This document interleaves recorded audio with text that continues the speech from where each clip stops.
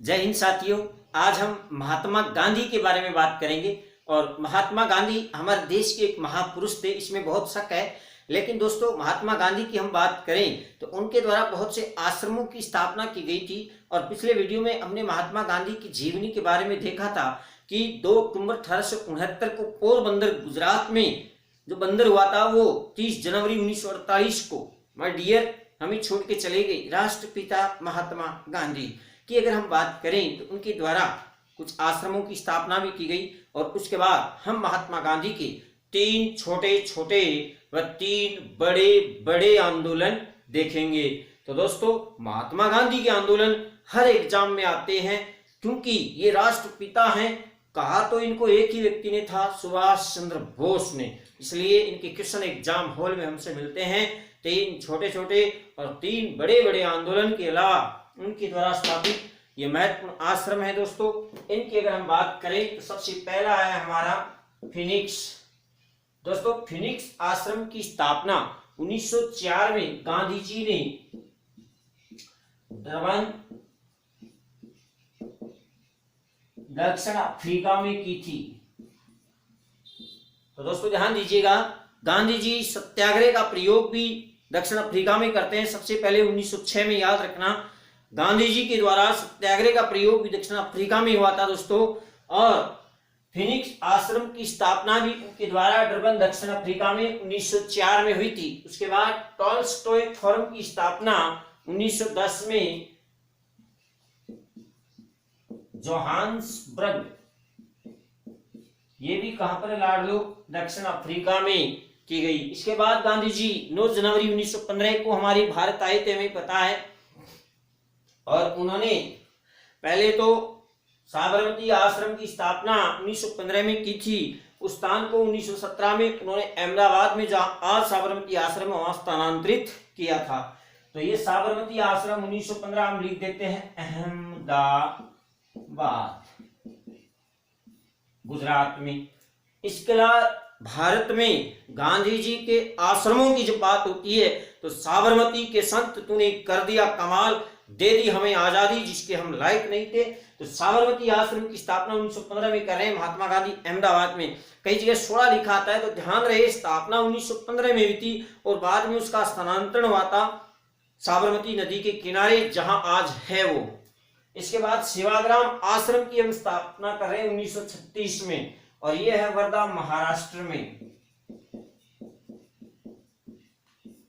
सेवाग्राम आश्रम है वर्धा महाराष्ट्र में। तो गांधी जी के द्वारा स्थापित ये 4 आश्रम वेरी इंपॉर्टेंट रहते हैं दोस्तों, और हर बार एग्जाम हॉल में हमसे मिलने आते हैं। तो याद रखना मेरी लाडलो, पहला आश्रम कौन सा है? फिनिक्स। गांधी जी ने फिनिक्स कर दिया। श्वेत और अश्वेत के आंदोलन में अंग्रेजों को फिनिक्स कर दिया। 1904 में इसकी स्थापना हुई डरबन दक्षिण अफ्रीका में, डरबन में। टॉल्स्टॉय ये 1910 में स्थापित कर रहे हैं जोहान्सबर्ग दक्षिण अफ्रीका में भी इसकी स्थापना हो रही है। उसके बाद साबरमती आश्रम हमारे अहमदाबाद में, साबरमती के किनारे 1915 में साबरमती आश्रम की स्थापना हो रही है, ध्यान रखना। उसके बाद दूसरा वेरी इंपॉर्टेंट, बहुत ही इंपॉर्टेंट रहता है सेवाग्राम आश्रम, वर्धा महाराष्ट्र में 1936 में स्थापित किया गया था दोस्तों। इसके बाद हम बात करें तो गांधी जी के द्वारा कुछ किताबें लिखी गई। सत्य के साथ मेरे प्रयोग और हिंद स्वराज 1909 में, जब वो लंदन से जहाज में बैठ के अफ्रीका आ रहे थे, क्योंकि गांधी जी घूमे खूब थे, घुमाई खूब की थी उन्होंने। तो दोस्तों ध्यान रहे, हिंद स्वराज 1909 में आई थी उनकी पुस्तक, और एक थी सत्य के साथ मेरे प्रयोग। तो प्रमुख पुस्तक, ये ध्यान रखना दोस्तों, प्रमुख पुस्तक गांधी जी की बार बार एग्जाम में आती है। और इसी कड़ी में प्रमुख पुस्तक में हम देख रहे हैं कि पहली है हिंद स्वराज, ये 1909 ईस्वी में लिखी गई थी, हिंद स्वराज। और दूसरी है सत्य के साथ मेरे प्रयोग, सत्य के साथ मेरी प्रयोग, दोस्तों ध्यान रखना, सत्य के साथ मेरे प्रयोग, ये गांधी जी की प्रसिद्ध रचना है और वेरी इंपॉर्टेंट है। और दोस्तों ये दोनों पुस्तकें एग्जाम में आती हैं, और अगर ये दोनों नहीं आई तो ये भी आ सकती है, इंडिया ऑफ माय ड्रीम, तीसरी किताब थी इनकी, इंडिया ऑफ माय ड्रीम। दोस्तों ध्यान रखना, पहली है हिंद स्वराज, दूसरी सत्य के साथ मेरे प्रयोग, और तीसरी इंडिया ऑफ माय ड्रीम्स। और अनासक्त रूप और गीता माता जैसी किताबें महात्मा गांधी ने लिखी थी। तो दोस्तों याद रखना, हिंद स्वराज 1909 जब वो लंदन से दक्षिण अफ्रीका जा रहे थे, जहाज में बैठे, तब लिखी थी। और सत्य के साथ मेरे प्रयोग, ये इनकी गुजराती भाषा में लिखी गई आत्मकथा है। दोस्तों ये क्वेश्चन कई बार आ गया, ध्यान रखना, आत्मकथा। हालांकि बाद में इसका अंग्रेजी में भी अनुवाद हुआ था, लेकिन ध्यान रहे गुजराती भाषा में महात्मा गांधी ने सत्य के साथ मेरे प्रयोग ये पुस्तक लिखी थी। और दोस्तों इसका विवाद हुआ था परीक्षा में, लेकिन बाद में आखिर यही माना गया कि ये गुजराती भाषा में गांधी जी ने लिखी थी। ठीक है, ध्यान रखना, सत्य के साथ मेरे प्रयोग, ये कृष्ण रीत में भी आया था। अब बात करें गांधी जी के भारत आगमन, 3 छोटे आंदोलन, 3 छोटे आंदोलन। दोस्तों ध्यान रखना, गांधी जी 9 जनवरी 1915 को हमारे भारत आए थे, हमें पता है।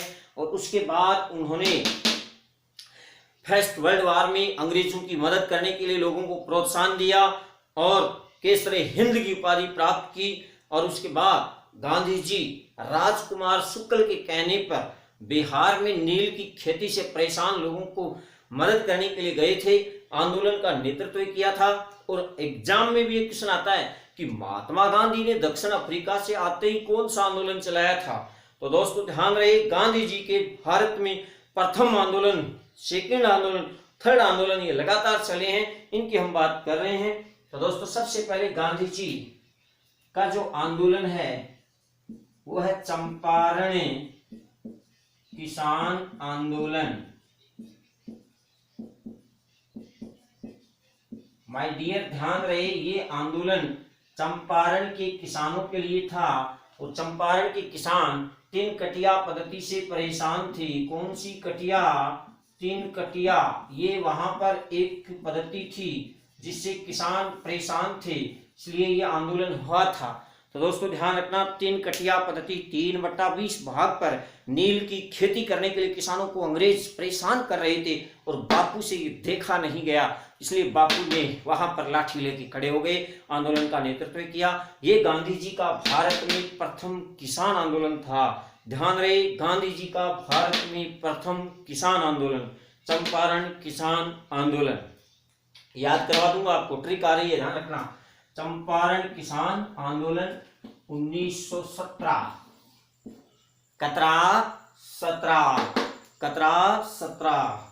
इसके बाद हम बात कर रहे हैं दूसरे आंदोलन की। तो गांधी जी का दूसरा आंदोलन था खेड़ा किसान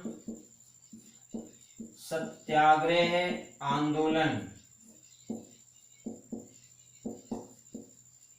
ये हुआ था 1918 में, ये हो रहा है 1918 में, याद रखना। ऊपर वाला चंपारण वाला हो रहा है 1917 में, 1917 में, कतरा में 17 में। इसके बाद में तीसरा आंदोलन था अहमदाबाद मिल मजदूर आंदोलन। दोस्तों ये भी 1918 में हुआ था। तो ध्यान रहे, ये दोनों 1918 में हो रहे हैं और ये 1917 में, 17 में, 17 में। अब दोस्तों यहाँ 2 क्वेश्चन निकाल रहा हूं मैं, 2 क्वेश्चन निकाल रहे हैं हम। पहला, गांधी जी का भारत में प्रथम किसान आंदोलन था चंपारण किसान आंदोलन। दूसरा क्वेश्चन, गांधी जी का भारत में प्रथम किसान सत्याग्रह आंदोलन था खेड़ा किसान सत्याग्रह आंदोलन। ध्यान रखना, दूसरा था खेड़ा किसान सत्याग्रह आंदोलन, जो गांधी जी का भारत में प्रथम किसान सत्याग्रह आंदोलन था। ठीक है दोस्तों, अब हम कैसे याद रहेगा कि गांधी जी ने भारत में आते ही सबसे पहले कौन से आंदोलन चलाए थे? तो याद रखना, गांधी जी चंपा से मिलने कहाँ गए थे? खेड़ा गए थे। याद रह जाएगा। दूसरी ट्रिक भी आप अपने आप बना लेंगे कि गांधी जी अफ्रीका से आए और आते ही चंपा को लेके भाग गए। कहां पर? समझ गए आप? तो दोस्तों ध्यान रखना, पहला था चंपा। गांधी जी आते किससे मिले? चंपा से मिले। और चंपा से मिलने कहाँ गए? खेड़ा गए, गुजरात में। और वहां से कहाँ आई? अहमदाबाद आ गए। ध्यान रखना दोस्तों, गांधी जी दक्षिण अफ्रीका से आए और आते ही चंपा से मिले, कहाँ? खेड़ा।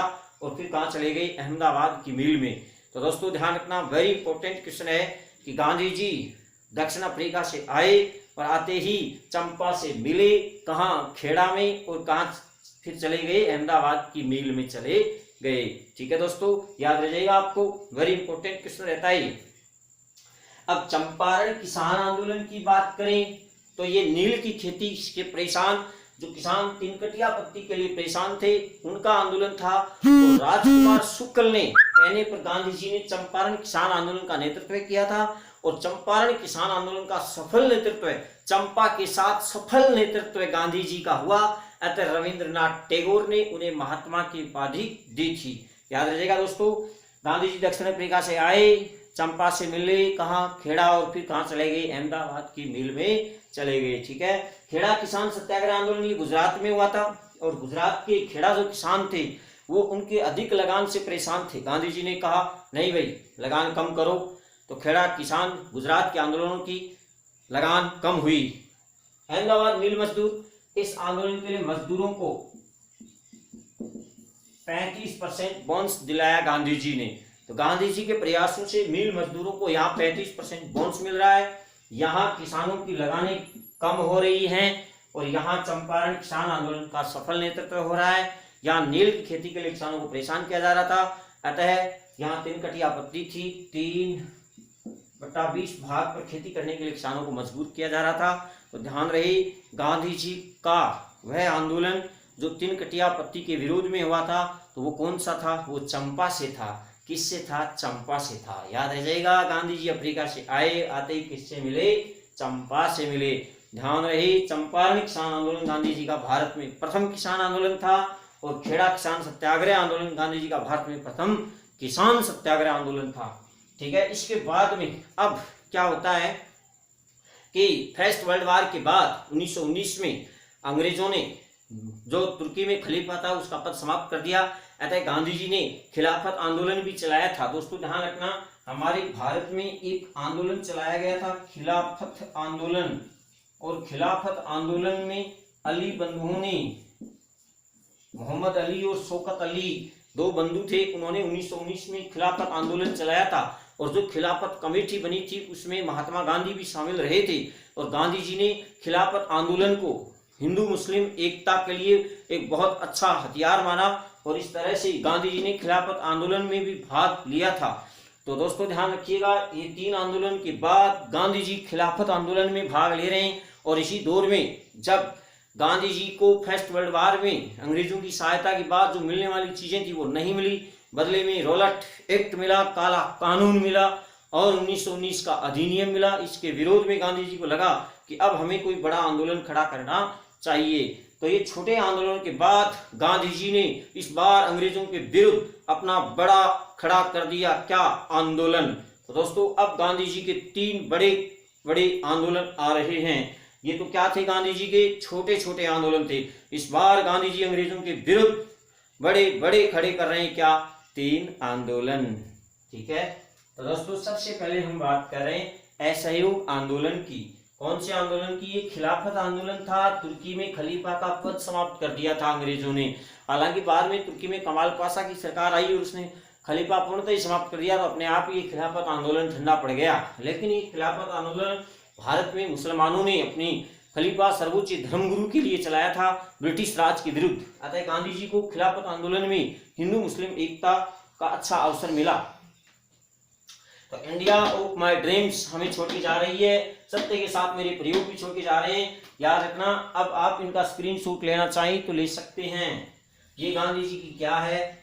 आत्मकथा है, ध्यान रखना। और यहाँ पर चंपारण में कौन सी पद्धति है? ये तिनकटिया पद्धति है।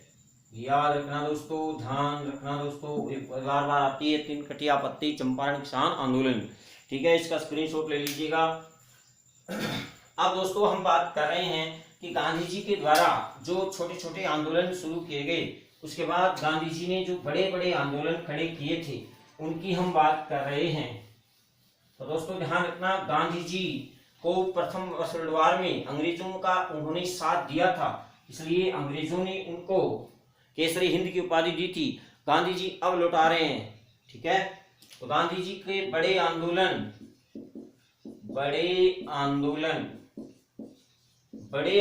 गांधी जी के कितने थे दोस्तों? 3 थे। पहला था असहयोग आंदोलन, 1 अगस्त 1920। पहला आंदोलन गांधी जी का बड़ा आंदोलन गांधी जी खड़ा कर रहे हैं इस बार, असहयोग आंदोलन। दोस्तों असहयोग आंदोलन एक हिंदू मुस्लिम एकता और रॉलेट एक्ट काले कानूनों के विरोध में और ब्रिटिश साम्राज्य से पूर्ण स्वराज्य की मांग के लिए कि हमें स्वराज्य चाहिए, उसके लिए यह आंदोलन शुरू किया गया था। और दोस्तों ये शुरू हुआ था 1 अगस्त को 1920 को। इसी दिन बाल गंगाधर तिलक का देहांत भी हुआ था। तो दोस्तों इसी दिन असहयोग आंदोलन शुरू किया गया। सबक से स्पष्ट हो रहा है कि अंग्रेजों का किसी भी क्षेत्र में हम सहयोग नहीं करेंगे, असहयोग करना है। तो वकीलों ने वकालत छोड़ दी, स्टूडेंट्स ने पढ़ाई स्कूल छोड़ दी और मजदूरों ने मजदूरी छोड़ दी। इस तरह से लोगों ने अंग्रेजों का साथ देना बंद कर दिया और पूरे भारत में असहयोग आंदोलन चला और इसमें विदेशी वस्तुओं का बहिष्कार किया गया और स्वदेशी को अपनाने पर बल दिया गया। इस तरह से यह आंदोलन जोरों शोरों से चल रहा था और गांधी जी ने इसी आंदोलन के दौरान अपनी केसर ए हिंद की उपाधि अंग्रेजों को वापस लौटा दी इस आंदोलन के दौरान। अब क्या होता है, यह आंदोलन जोरों पर चल रहा था और इसी दौरान दोस्तों 5 अगस्त 1922 को 5 अगस्त 1922 को चौरी चौरा नामक स्थान है यूपी में। कौन सा स्थान है? चौरी चौरा नामक स्थान है यूपी में। कौन सा स्थान है? चौरी चौरा।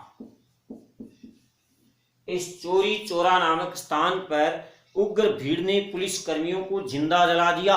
उग्र भीड़ ने चौरी चौरा कांड यूपी में हुआ था, उत्तर प्रदेश में चौरी चौरा नामक स्थान पर उग्र भीड़ ने पुलिस कर्मियों को जिंदा जला दिया, थाने में आग लगा दी और कहा कि अंग्रेजों तुम्हारे आग लगा देंगे साम्राज्य के।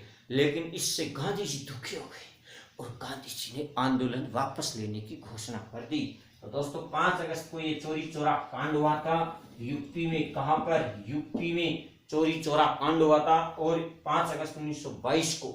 और इसके विरोध में 12 फरवरी 1922 ईस्वी को बारदोली गुजरात में गांधी जी ने आंदोलन वापस लेने की घोषणा कर दी।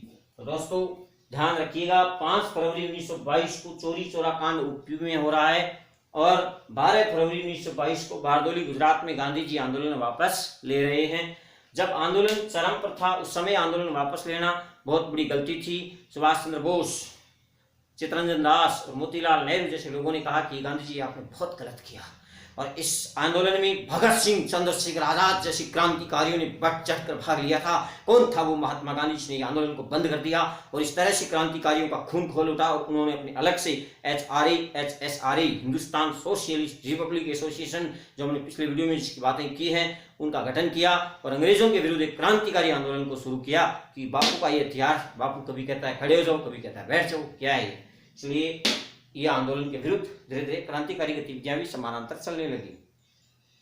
तो दोस्तों असहयोग आंदोलन से हमारी एग्जाम का क्वेश्चन निकलता है कि खिलाफत आंदोलन में ही हिंदू मुस्लिम एकता को देखते हुए और रॉलेट एक्ट के विरोध में गांधी जी ने एक बड़ा आंदोलन खड़ा करने की सोची थी और इस तरह से गांधी जी ने भारत में अपना पहला बड़ा आंदोलन खड़ा कर दिया। और वो कौन सा था? असहयोग आंदोलन, जो 1 अगस्त 1920 को शुरू हुआ था। और इसी दौरान गांधी जी ने केसरी हिंद की उपाधि अंग्रेजों को वापस लौटा दी।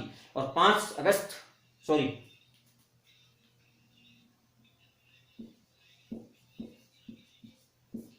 फरवरी 1922 को चोरी चोरा कांड में यूपी में उग्र भीड़ ने थाने को जला दिया। इससे गांधी जी दुखी हुए और इस 12 फरवरी 1922 को गांधी जी ने बारदोली गुजरात में आंदोलन वापस ले लिया। ठीक है, तो इसके बाद गांधी जी एक बार नेपथ्य में चले गए और क्रांतिकारी गतिविधियां देश में बढ़ गई चंद्रशेखर आजाद और भगत सिंह के नेतृत्व में। उसके बाद क्या हुआ दोस्तों, 1929-30 के अंदर अंग्रेजों ने नमक कर लगा दिया कि भारतीय लोग नमक का उत्पादन नहीं कर सकते। अंग्रेजों ने कहा कि नमक हम बनाएंगे और भारतीय तुम तो नमक हमारा बनाया हुआ लो, हम बनाएंगे, तुमको बनाना नहीं आता, हम ही पैदा करेंगे। तो अंग्रेजों ने कहा कि भारतीय पैदा नहीं कर सकते, हम पैदा करेंगे और अंग्रेज उसका उपभोग करेंगे। भारतीयों ने कहा क्यों नहीं भाई, हम भी पैदा कर सकते हैं क्या, नमक। तो इस तरह से नमक कानून के विरोध में माय डियर दूसरा आंदोलन शुरू हुआ था जिसका नाम है सविनय अवज्ञा आंदोलन। और दोस्तों इस आंदोलन की जब हम बात करते हैं तो ये आंदोलन शुरू हुआ था, आपको पता है कब, 6 अप्रैल 1930 को।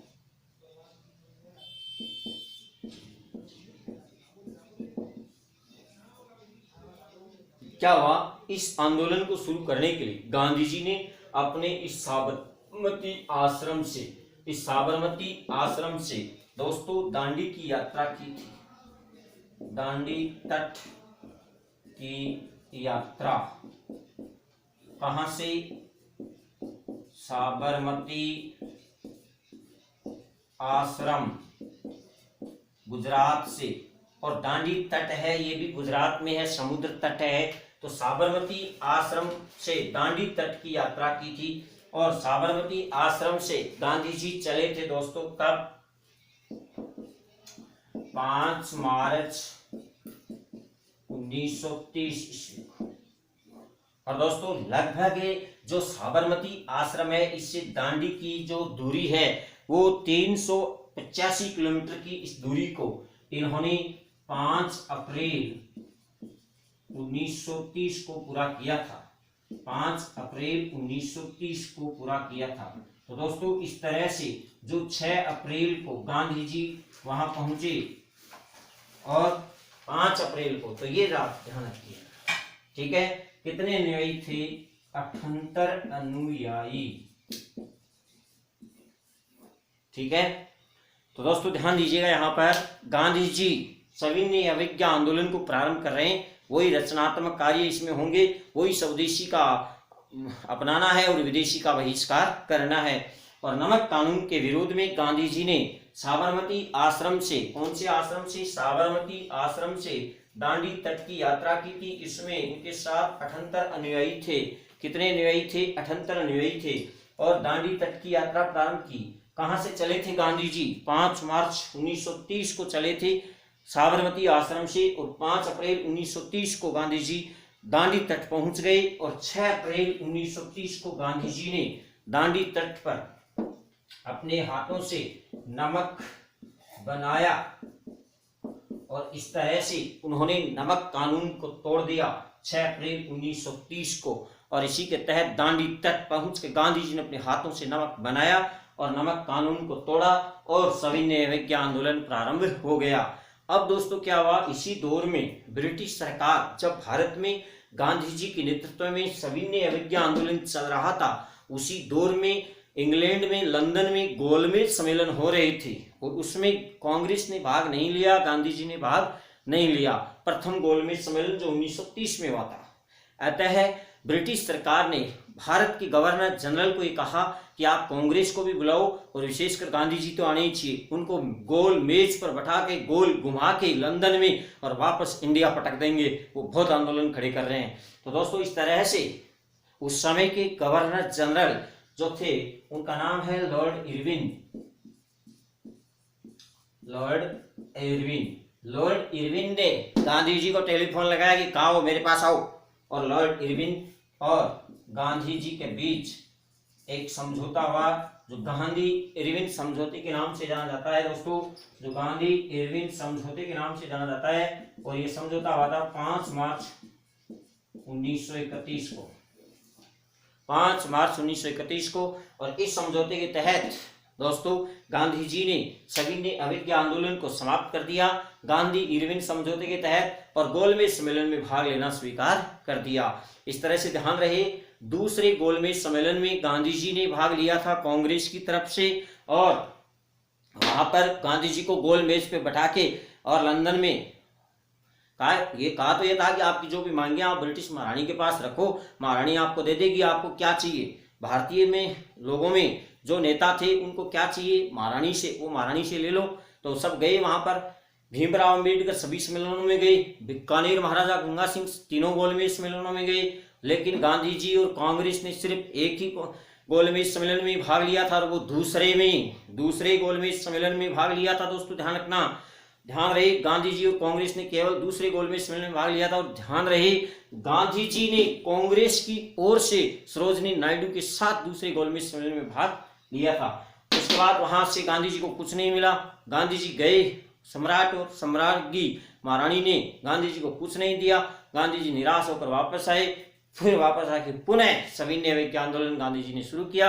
अब यह आंदोलन अपने आप ही ठंडा पड़ गया, क्योंकि लोगों ने कहा कि यार ये कभी तो कहता है कि खड़ा कर दो, कभी कहता है बैठ जाओ, कभी कहता है खड़े हो जाओ, ये क्या है। इसलिए ये आंदोलन अपने आप ही धीरे धीरे ठंडा पड़ गया। कौन सा आंदोलन, सविनय अवज्ञा आंदोलन। लेकिन हमारी एग्जाम का क्वेश्चन यहाँ से क्या हो गया दोस्तों, खड़ा हो गया एग्जाम के लिए कि सविनय अवज्ञा आंदोलन कब प्रारंभ हुआ, 6 अप्रैल 1930 को, किस कानून के विरोध में, नमक कानून के विरोध में। और इसी आंदोलन के दौरान गांधी जी ने दांडी यात्रा की थी, 385 किलोमीटर की यात्रा साबरमती आश्रम से चले थे। 5 अप्रैल को वहां पहुंच गए, 5 मार्च 1930 को चले थे। दोस्तों इस तरह से वेरी इंपॉर्टेंट है, दांडी तट पर पहुंचकर अपने तंत्र के साथ 6 अप्रैल को उन्होंने कानून बनाया था नमक तोड़ के। अब देखिए यहाँ पर विशेष बात, 5 मार्च को तो चले हैं गांधी जी साबरमती आश्रम से, और 5 अप्रैल को पहुंच गए, और 6 अप्रैल को नमक बनाकर आंदोलन प्रारंभ कर दिया। ठीक है, तो दोस्तों ये थे गांधी जी के भारत में बड़े बड़े आंदोलन, असहयोग आंदोलन 1 अगस्त 1920 को, और सविनय अवज्ञा आंदोलन 6 अप्रैल 1930 को, और इसी आंदोलन का संबंध है नमक कानून या दांडी यात्रा से। अब इस तरह से धीरे धीरे ब्रिटिश राज में और भी लोगों की और कांग्रेस की विशेषतया अपनी अपनी आंदोलन की गतिविधियां जारी थी। और इसी दौर में जब अगस्त प्रस्ताव 1940 असफल हो गया और क्रिप्स मिशन भारत में आया, उसका भी भारतीयों ने विरोध किया, और क्रिप्स मिशन भी भारत वापस लौट गया ब्रिटेन। तो इस तरह से भारतीयों को निराशा हाथ लगी, और सेकेंड वर्ल्ड वॉर भी चल रहा था। अतः गांधी जी ने सोचा कि इस समय ब्रिटिश साम्राज्य पर चोट की जाए तो शायद ब्रिटिश साम्राज्य को हम हिला सकते हैं। इसलिए सेकेंड वर्ल्ड वॉर के दौरान ही कांग्रेस ने गांधी जी के उस प्रस्ताव को पास कर दिया, जिसमें 8 अगस्त 1942 को भारत छोड़ो आंदोलन का प्रस्ताव लाया गया। दोस्तों हमें पता है कि इस तरह से ये तीसरा आंदोलन था, ये 2 आंदोलन हो गए हैं। अब हम तीसरा आंदोलन प्रारंभ करने जा रहे हैं, और वो आंदोलन हमारा कौन सा होगा, भारत छोड़ो आंदोलन। दोस्तों यहाँ ध्यान देने वाली बात है कि जो भारत छोड़ो आंदोलन था उसकी अगर हम बात करें तो भारत छोड़ो आंदोलन दोस्तों ये कब प्रारंभ हुआ था, ये 9 अगस्त 1942 को प्रारंभ हुआ था। 9 अगस्त 1942 को कहां से, ग्वालिया टैंक मैदान मुंबई से। तो ग्वालियर टैंक मैदान मुंबई से भारत छोड़ो आंदोलन प्रारंभ किया गया। और इस दौरान गांधी जी ने, इसे हम क्या भी कहते हैं दोस्तों, इसे हम अगस्त क्रांति भी कहते हैं। ध्यान रहे, भारत छोड़ो आंदोलन को ही अगस्त क्रांति कहते हैं। 8 अगस्त को ग्वालियर टैंक मैदान में 8 अगस्त को वर्धा में गांधी जी के प्रस्ताव को मंजूरी मिली थी, और 9 अगस्त को ग्वालियर टैंक मैदान मुंबई में यह आंदोलन प्रारंभ हो गया। और इस आंदोलन के प्रारंभ होते ही अंग्रेजों ने सभी कांग्रेस के नेताओं को जेल में डाल दिया।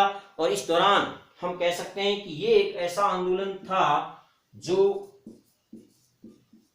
नेतृत्वहीन आंदोलन था। दोस्तों यहाँ ध्यान दीजिएगा, भारत छोड़ो आंदोलन कब प्रारंभ हो रहा है? 9 अगस्त 1942 को। कहां से? ग्वालियर टैंक मैदान, मुंबई से। और इसी जो प्रस्ताव था ये भारत छोड़ो आंदोलन का, ये 8 अगस्त को ही हो गया था और इसे हम अगस्त क्रांति भी कहते हैं। और ये नेतृत्वहीन आंदोलन था क्योंकि कांग्रेस के सभी बड़े नेताओं को जेल में डाल दिया। और इस आंदोलन के दौरान बापूजी को कहां रखा गया? आगा खां पैलेस में कैद कर दिया गया। ठीक है, बताते हैं कि ब्रिटिश सरकार बापू की अस्थियां विसर्जित करने की तैयारी कर रही थी, उसकी चिता के लिए लकड़ियां तैयार कर रही थी आगा खां पैलेस में। लेकिन भारी अंतर्राष्ट्रीय दबाव और बापू के अनशन के कारण अंग्रेजों को बापू को रिहा करना पड़ा था। और दोस्तों भारत छोड़ो आंदोलन के दौरान ही महात्मा गांधी ने एक नारा दिया था। कौन सा? गांधी जी का नारा क्या था?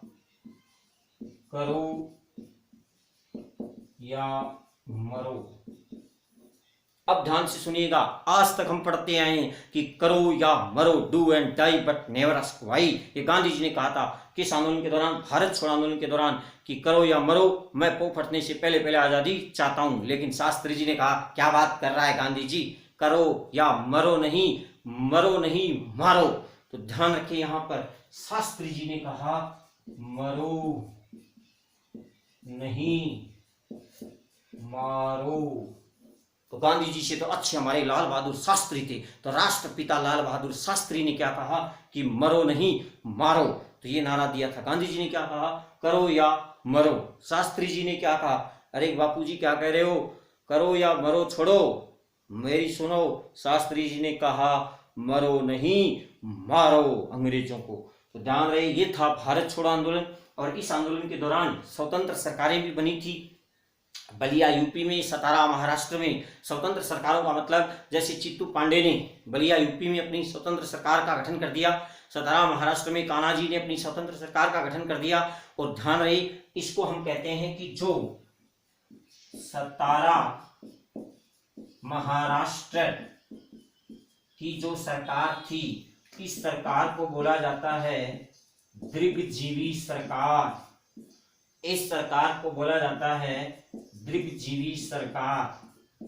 इसका मतलब कि ये सतारा महाराष्ट्र की जो सरकार थी ये सबसे लंबे समय तक चली थी।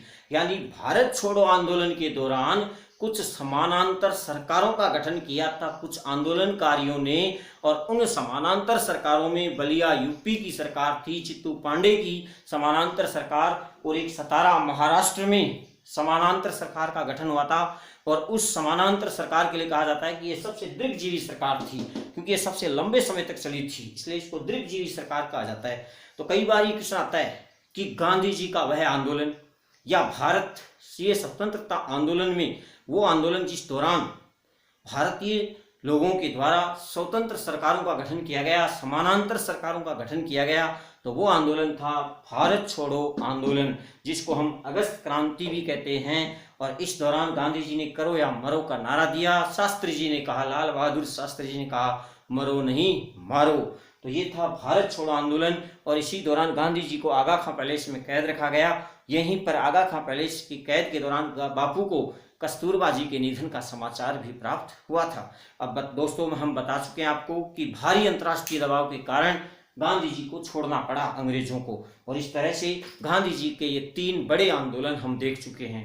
पहला असहयोग आंदोलन 1 अगस्त 1920 को, दूसरा सविनय अवज्ञा आंदोलन नमक कानून के विरोध में 6 अप्रैल 1930 को, और तीसरा भारत छोड़ो आंदोलन मुंबई के ग्वालियर टैंक मैदान से प्रारंभ हुआ था, और जिसको हम अगस्त क्रांति भी कहते हैं, जो एक नेतृत्वहीन आंदोलन था दोस्तों।